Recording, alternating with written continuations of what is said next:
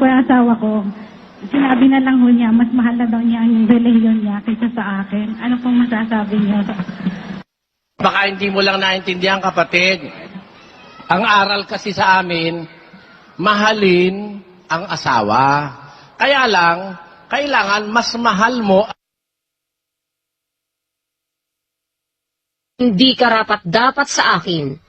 At ang umiibig sa anak na lalaki o anak na babae nang higit kay sa akin ay hindi karapat-dapat sa akin. At ang hindi nagpapasa ng kanyang krus at sumusunod sa akin ay hindi karapat-dapat sa akin. 26. Kung ang sino mang tao'y pumaparito sa akin at hindi napopuot sa kanyang sariling ama at ina at asawang babae at mga anak at mga kapatid na lalaki at mga kapatid na babae, oo, at pati sa kanyang sariling buhay man, ay hindi siya maaaring maging alagad ko. Ang alagad po ni Kristo, kung magmahal, mahal niya asawa niya, kaya lang hindi higit kay Kristo. Kailangan mahal mo asawa mo, pangunahin ang Panginoon. Ikalawa lang ang asawa. Ayun.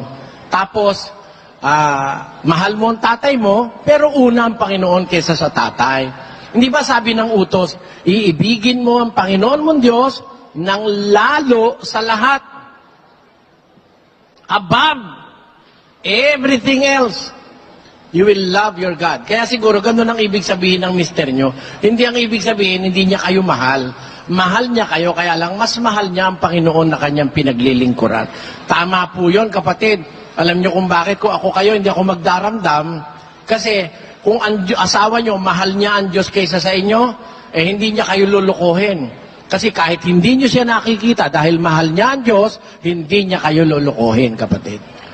Yan ang ibig sabihin. Mongo?